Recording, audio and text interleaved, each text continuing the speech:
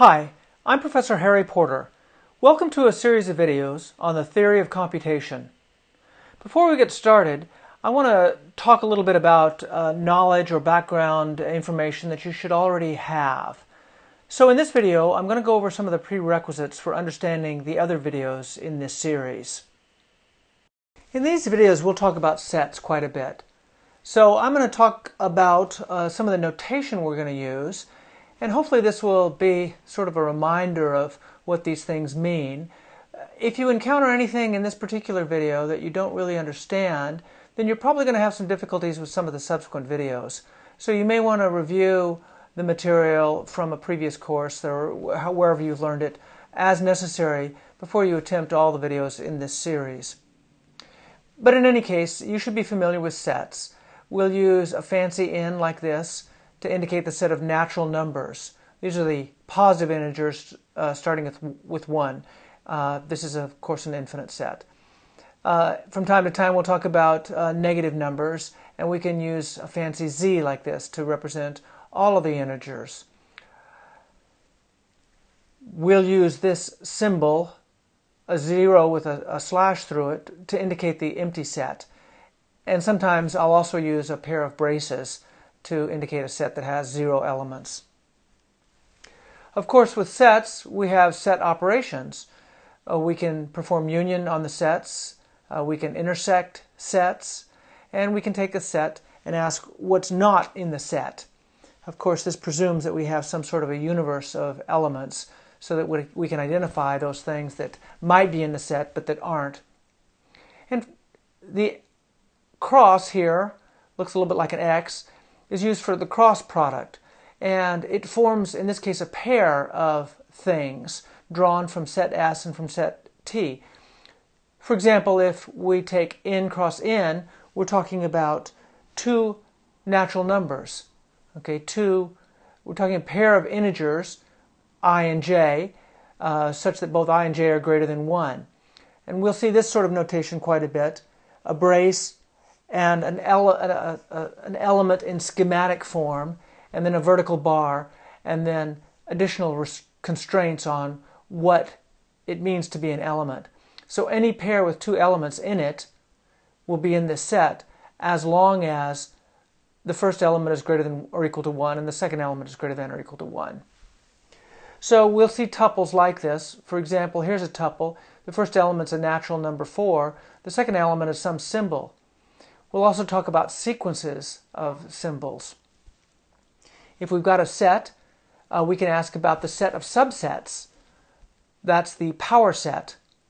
And the power set for S is the set of all subsets of S, and it's denoted with a capital P.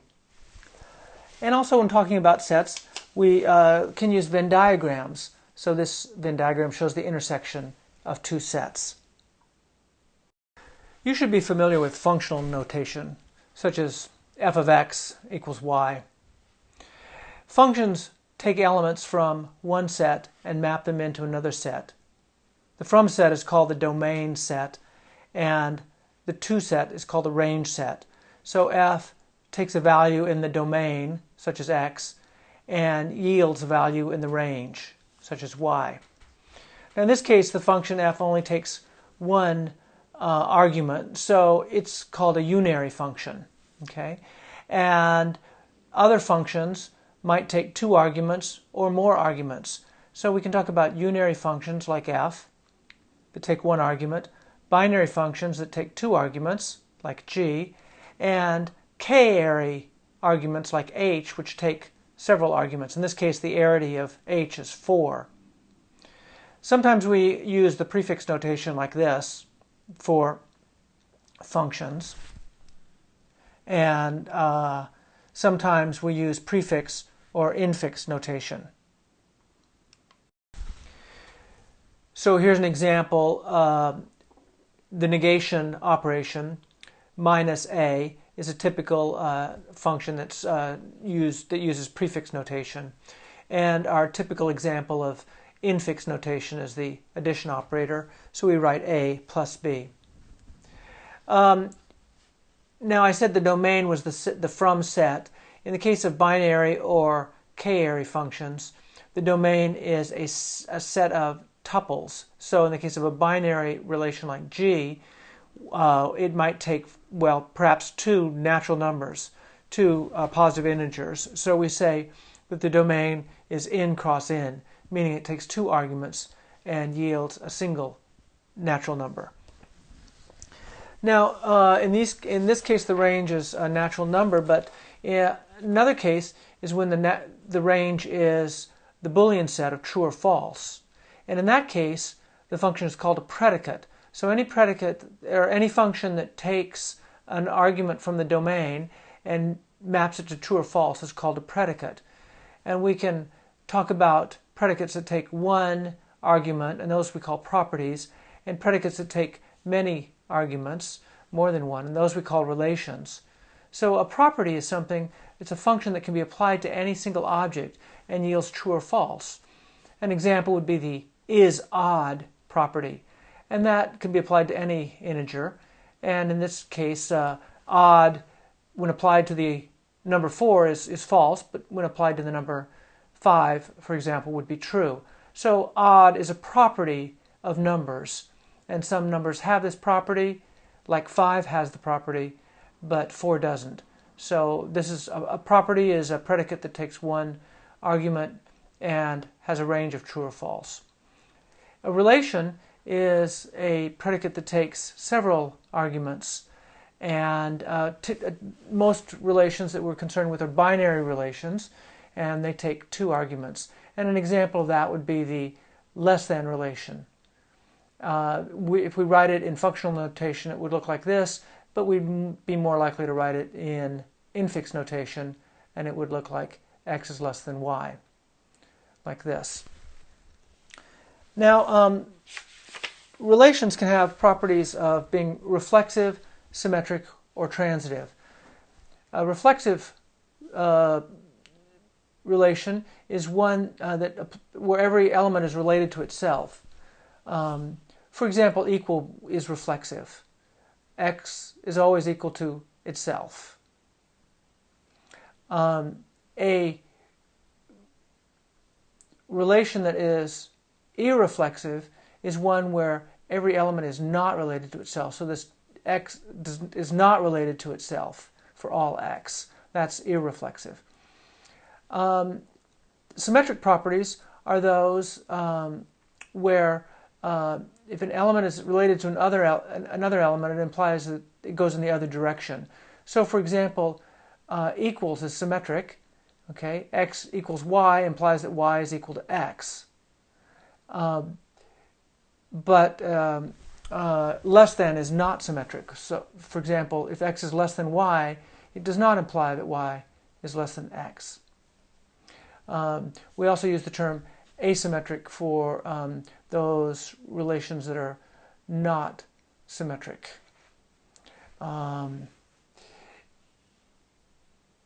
You can also, there's some, you should be careful using the term asymmetric because what I just said was one definition for asymmetry.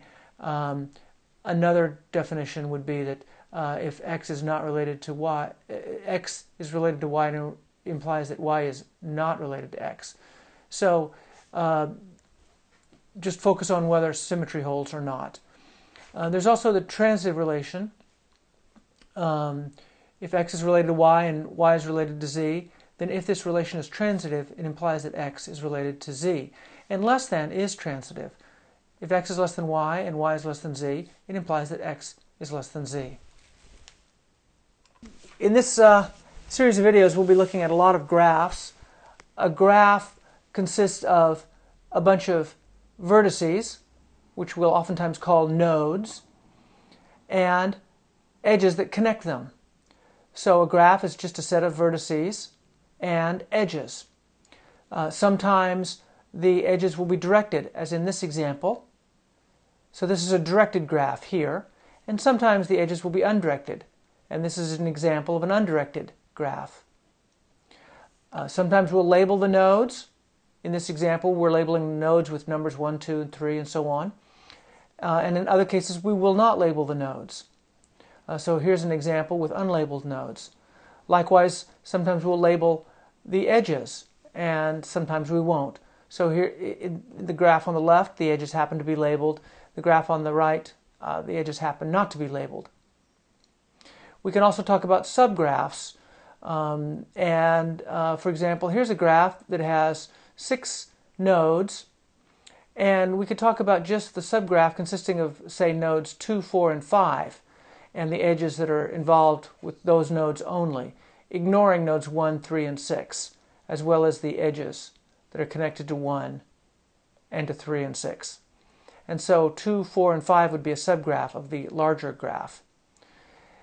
In this graph, every node is connected to the other nodes, while in this graph over here we have an unconnected component. Okay, so this is a connected component in that it's connected to itself, and this is another connected component, but these two components are not connected to each other. We can also talk about paths.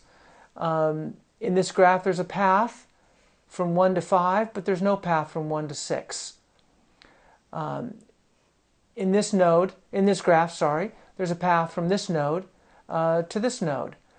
It goes through the edge labeled C and then the edge labeled A. So in a directed graph, the path has to follow the edges in the right direction. We can also talk about cycles. This graph clearly contains a cycle. This graph also contains cycles.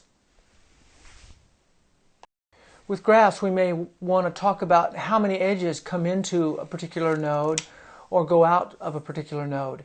So in a directed graph, we can talk about the in degree of this node, and in this case, the in degree is 3 because there are 3 edges coming into this node. Here, the out degree is 4.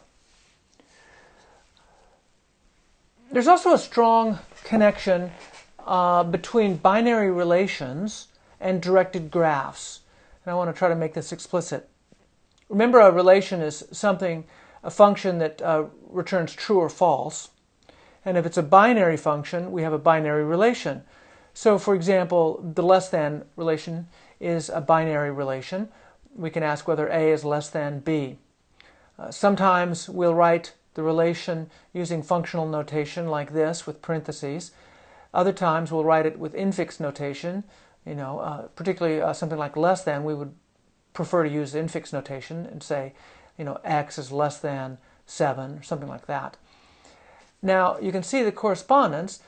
We can imagine a graph that consists of one node for every element in the set in the domain.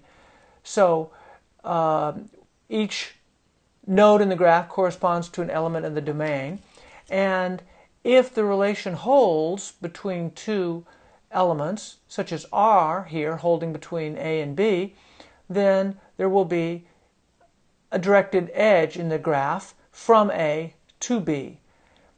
So you can see there's a one-to-one correspondence between directed graphs and binary relations.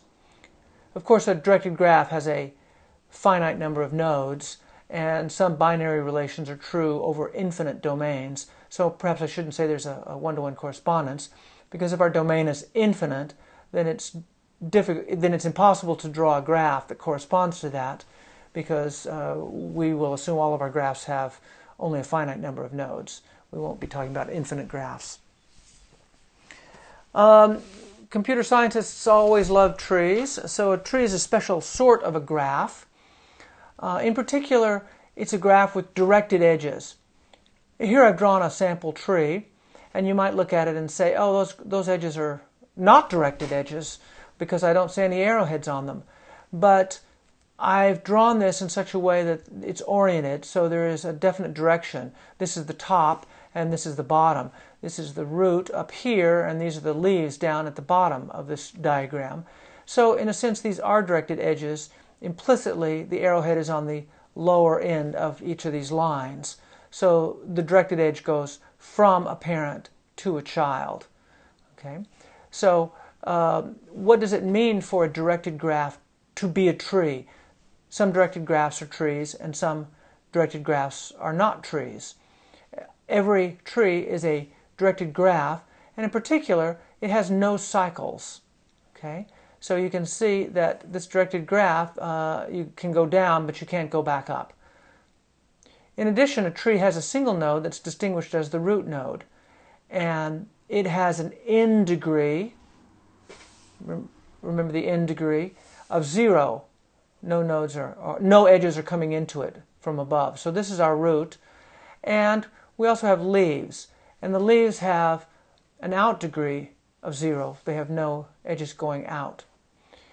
The interior nodes can have out degree that's not 1, but in this case it's 3, or in this case the out degree of this node is 1.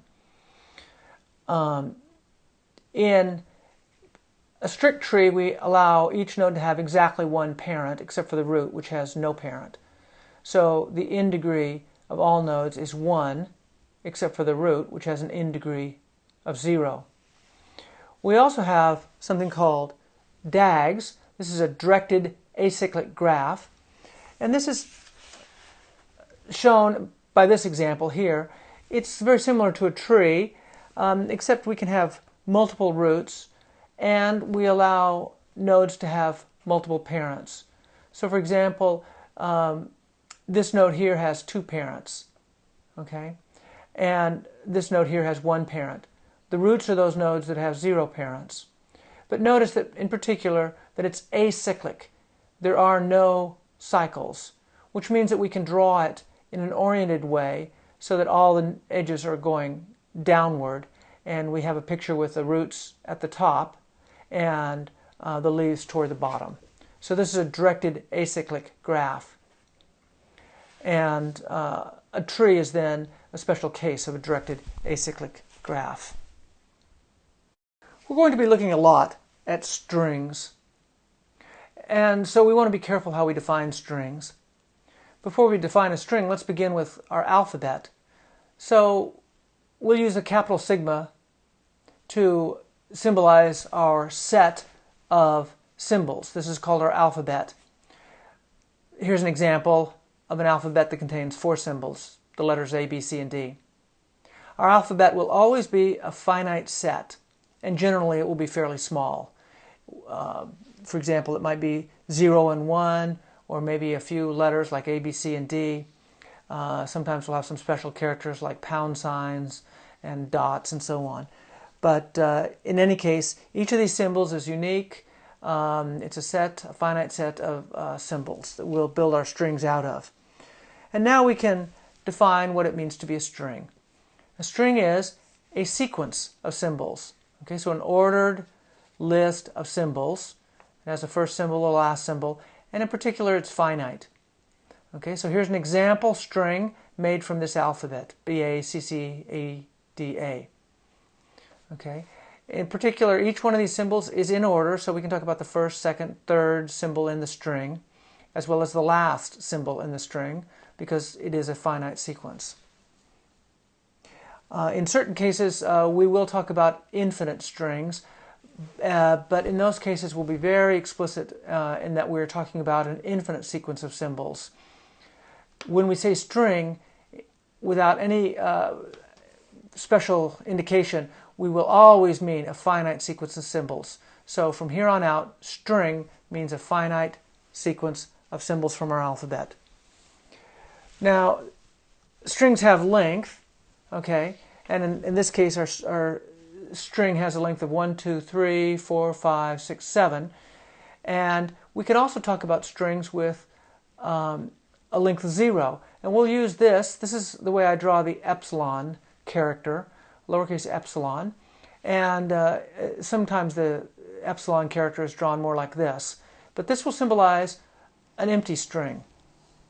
So as I said, we can talk about the length of a string, and we'll use vertical bars like this around the string to indicate length. So if we have a string, we'll name the string W here, made of these symbols. So notice these symbols come from our alphabet, whereas W is something else, a variable we're using to denote this string. In either case, we can talk about the length of W or the length of the particular string, and in this case it's 7. Now epsilon is our empty string. It's a special string, and it has a length 0.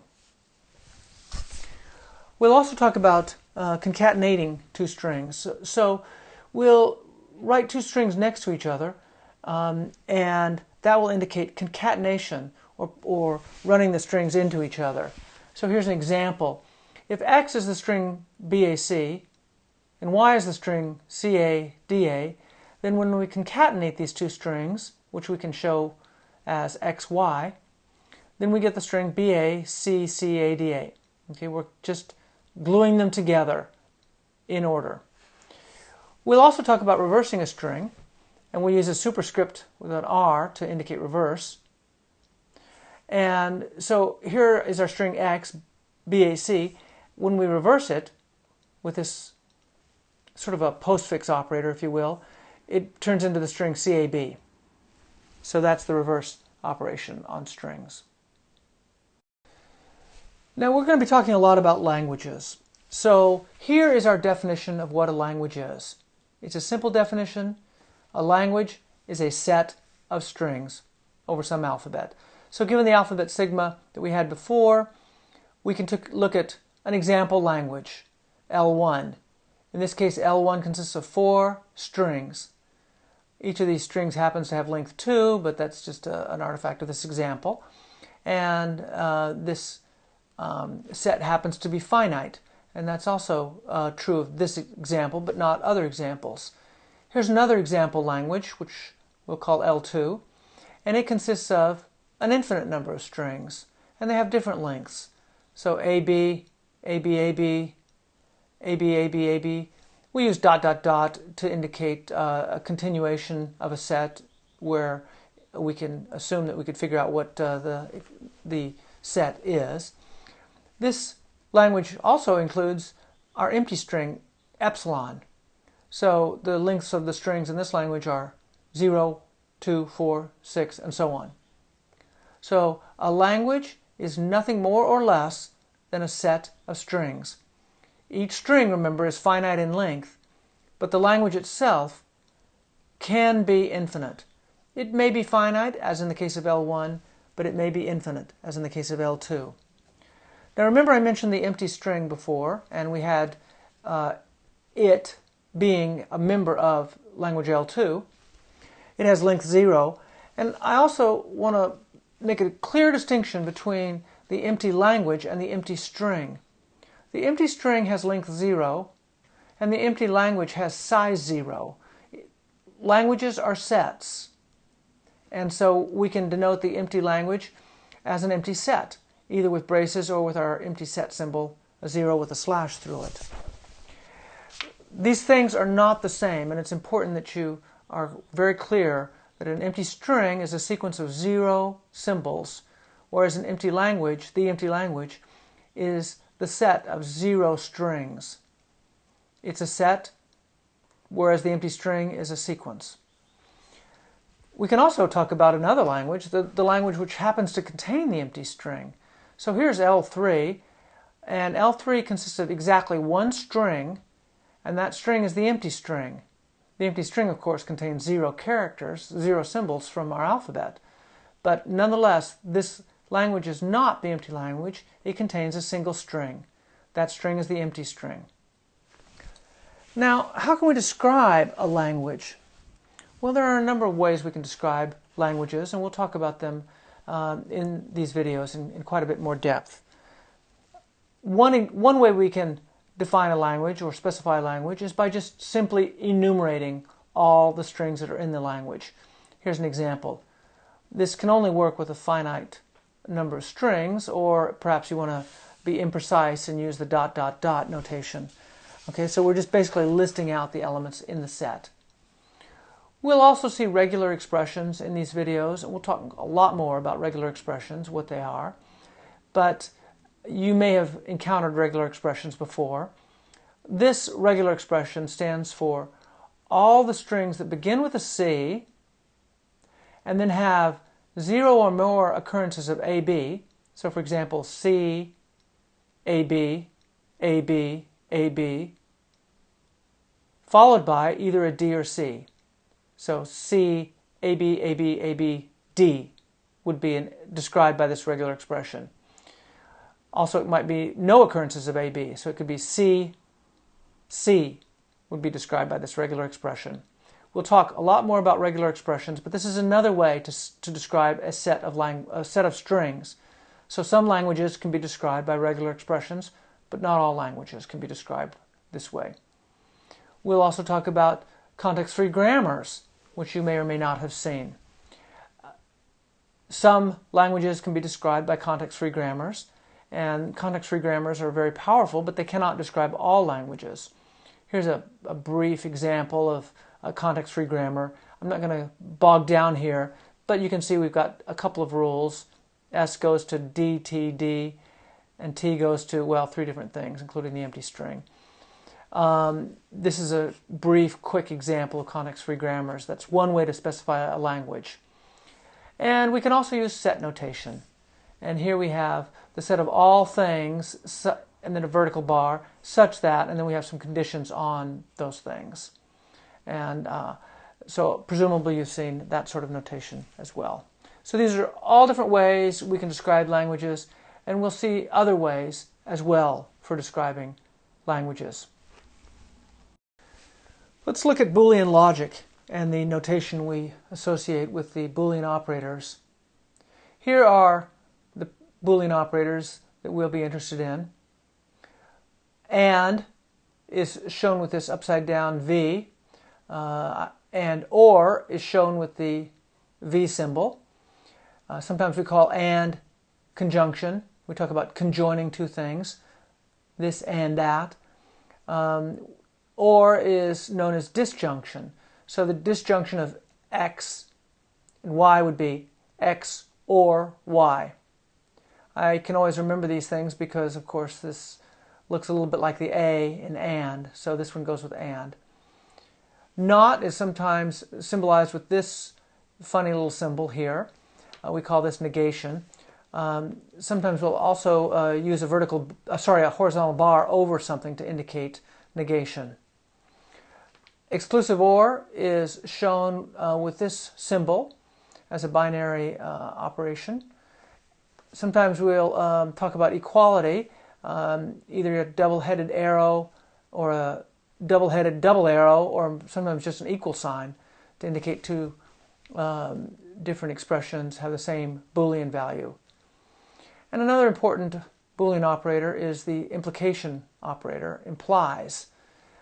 Sometimes we'll use a single arrow or sometimes a double arrow like this. I tend to use a double arrow. With Boolean logic, we have a number of different laws. Here we might remember the distribution laws. So this is P and Q or R.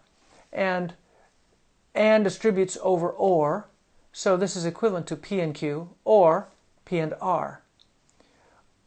Here's the other distribution law. Disjunction distributes over conjunction. So P or Q and R is the same as P or Q and P or R. Another important set of laws is called De Morgan's laws. And I've shown them here in 3 different forms. One is using the Boolean operators. Another is using set operators. And then I've shown them over here with a Venn diagram. So with the Boolean operators, not A or B is equivalent to not A and not B. I think of this as when you move a not sign through a disjunction, you change it to a conjunction. So when we push it down past this disjunction, the disjunction changes into a conjunction. Or if we want to push the not symbol up through a conjunction, it turns that conjunction into a disjunction. Notice that in the set version of this, we have not A union B is equal to not A intersect not B. Also notice that the and sign and the union sign are sort of pointed the same way, and that might help you keep that straight. Here's a picture of showing what's going on. You can think of the set A and the set B, and you can imagine everything that's not in A, okay, and everything that's not in B, and when you take things that are not in A and not in B and join them together, you get the area that I've indicated with green lines. Another way to look at it is you take A and you union it with B, and you get everything that's white here. This is A union B, and then you take the complement of that and you get everything that's marked green. Here is the other De Morgan's law, and again it's the same. If you take the not sign and you push it down through a conjunction, that turns into a disjunction. Or if you take the not sign and you push it up through the disjunction, it flips it back to the conjunction. So here we're showing it as a set. Here you have the intersection of A and B. Okay, that's this little white area in here. That's the intersection of A and B. And when you take the complement of that, you get everything that's marked with the green lines. Here we're taking everything that's not in A, okay, not in A, which is everything around the A circle, and everything that's around the B circle, and adding those together with a union, okay. Either way, you get the same result. So these are De Morgan's laws. Next, let's look at first-order logic. Sometimes we call this first-order predicate logic or predicate calculus or first-order predicate calculus. It's all the same thing. And here's an example from first-order logic. This upside down A is the for all symbol. It's also called the universal quantifier. And what does this first line say? It says for all x, if x is a man, so here is a property of x. If x has the is man property, it implies that x has the is mortal property. So is man of x implies is mortal of x. And that's true for every x. If x is a man, then x is mortal. And here in the second line, we have a fact that states Socrates is a man. And from these two things, this is a general rule. All men are this is stating the fact that all men are mortal. And the second one is stating the fact that Socrates is a man. And from these two, we can conclude that Socrates is mortal. And so here I've expressed the conclusion that Socrates is mortal.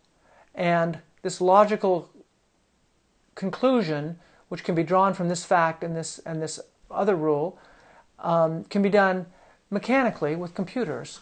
And we'll talk more about that, but for now, I want to make sure that you understand this notation. So this is logical implication, and this is the universal quantifier. There's also an existential quantifier. It's the backwards E. So typically we use this notation, for all x dot and then some statement that can contain x. And what it means is that statement is true of all values of x over our universe. And with the existential quantifier, we're just saying that this statement is true for at least one value of x, for at least one object in the universe. So with first order logic, we have it talks about a universe of objects. These statements talk about a universe of objects. In this case, we're talking apparently about the universe of people or the universe of things. And we also talk about relations between these objects. And we see that statements can be either true or false. And we can also have well-formed formulas. There's a certain syntax to these operations, and we have to respect the syntax. Here are two examples that are syntactically correct, so they are well-formed. For all x, if p is true, it implies that there exists a y such that both r and p are true. R is true of x, and p is true of y. Here we see logical operations like conjunction, disjunction, and the implies operator. There could also be negations in here. We don't see any in these examples. And we also have predicates like P, R, and we also sometimes see functions. In this example, we have functions f and g.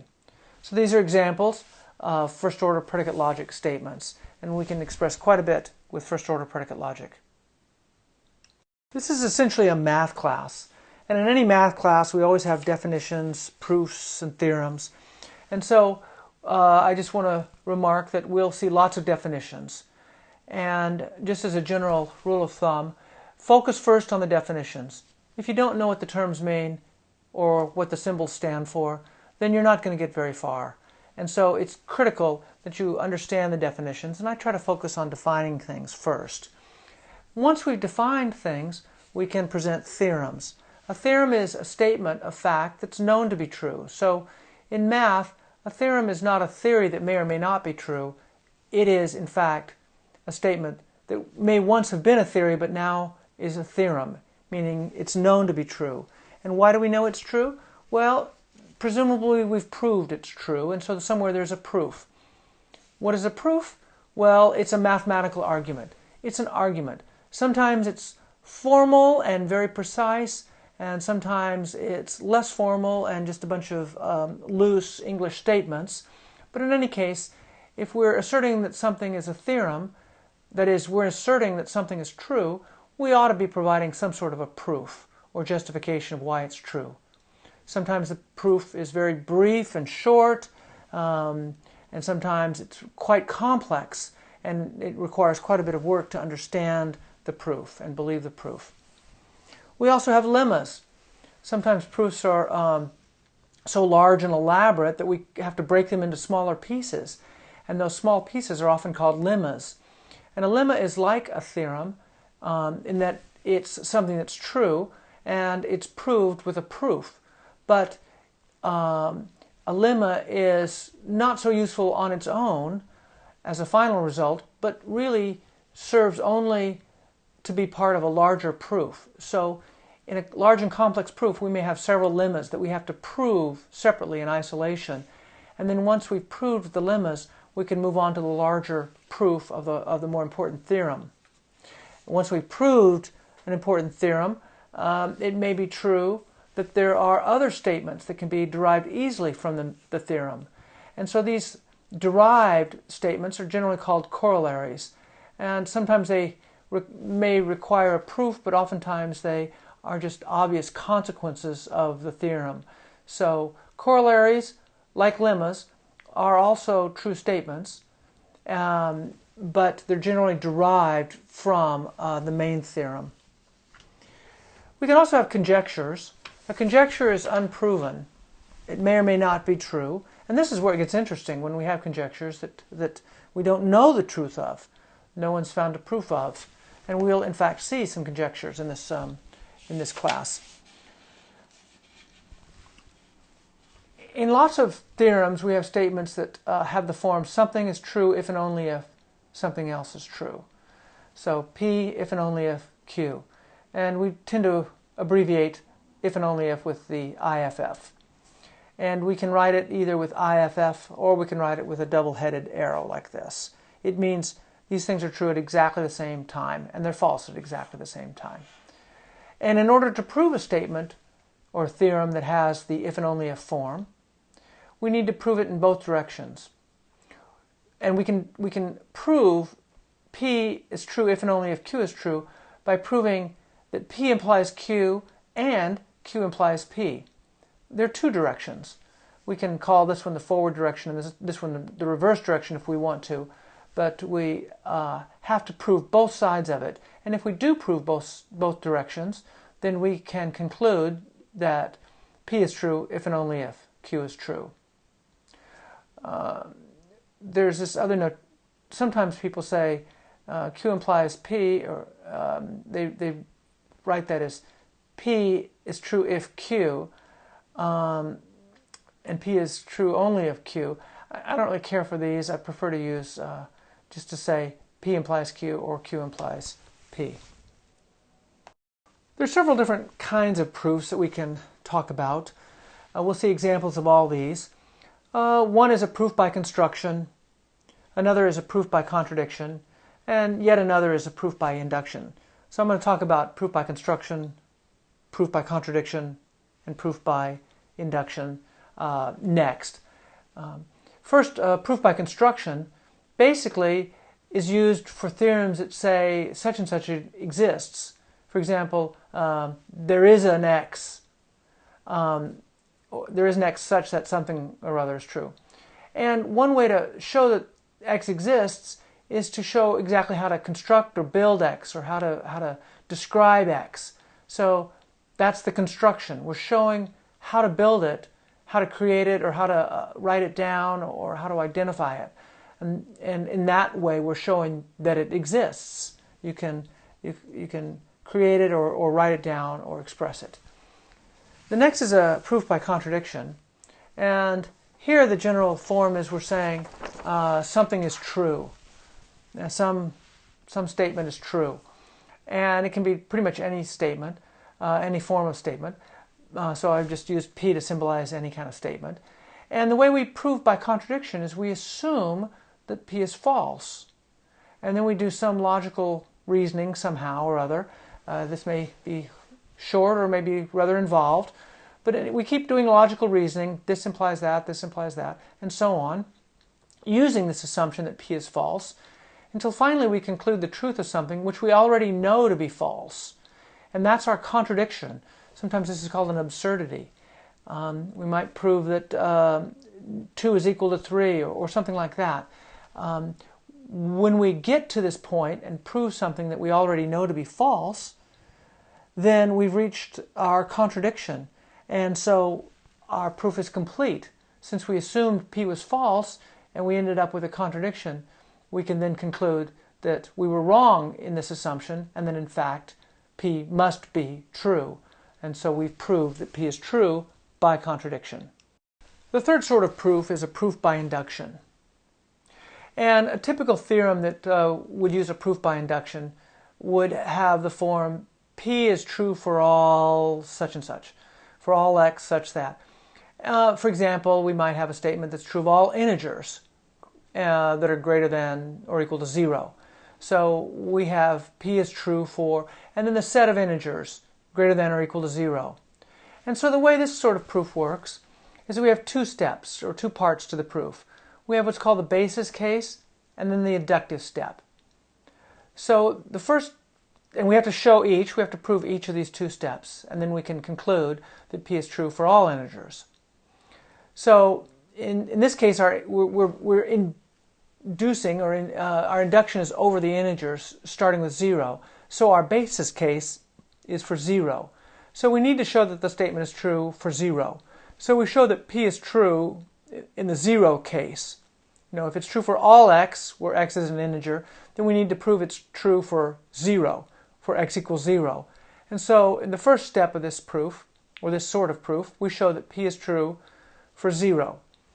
And in the inductive step, we assume that P is true for an arbitrary integer. In this case, our induction is over integers. So for an arbitrary integer, such as I, we can just symbolize it with I. This is called the inductive hypothesis. So we assume P is true for I, and then we use some sort of logical reasoning to conclude that P is true for I plus 1. So we use logical reasoning to prove, based on the assumption that it's true for I, that it's true for I plus 1 as well. And then we can conclude, our proof is done after we've done the basis case and the inductive case, the inductive step. We can conclude that P is true for all integers greater than or equal to 0. We've shown it's true for 0, and then here, if we assume it's true for 0, we've shown it's true for 1. Now it's true for 1, so we can assume it's true for 1. We've shown it was true for I plus 1, or 2, and so on. So it's true for every integer. Now this is simple induction. We've got a set, and it's an ordered set, and it's just linearly ordered integers, and we do it in a straightforward way. We can have more complex cases of induction, and those go under the general name of structural induction. And here we have to have some sort of an ordering over the set. In the case of integers, the ordering is the less than ordering, and that's pretty straightforward. But in other sorts of situations, we may have a more complex ordering. And here I've suggested that by showing a tree. And there's an ordering, but these are the elements of our set. And we have one root element, and then the other elements are related to that in some sort of an order. So for example, this element here comes after this element, which comes after the root, or below it. So the idea is we we still have a basis case and we have an inductive step. We show that our statement, our theorem that we're trying to prove, is true for the root of the tree. So now we know it's true for this. And now we try to prove that it's true for an arbitrary node in the tree, a non-root, for all the other non-root nodes. For example, we try to prove it for this node. So here our inductive hypothesis is not just that it's true of I, and we show it's true for the next one in the series. Here to restate this, in order to show it was true for some number, we were assuming it's true for the number directly before that. Okay? Here, we've got a more complex ordering, and our inductive hypothesis is that our statement is true for all ancestors of the element we're interested in. So, for example, if we're trying to prove the hypothesis is true of this element right here, we get to assume that it's true of this element and this element. Okay? So our inductive hypothesis is to assume that P is true for all ancestors of X in the ordering. Okay? And if we can show both the basis case and we can prove the inductive step, then we can conclude that P is true for all nodes. In this case, the ordering is a tree here. We can conclude P is true for all nodes. So that's the idea of structural induction. Simple induction is a special case of structural induction, and the simple case is the ordering is linear. So essentially it's a tree, but it's a linear tree where every other node has exactly one parent and one child.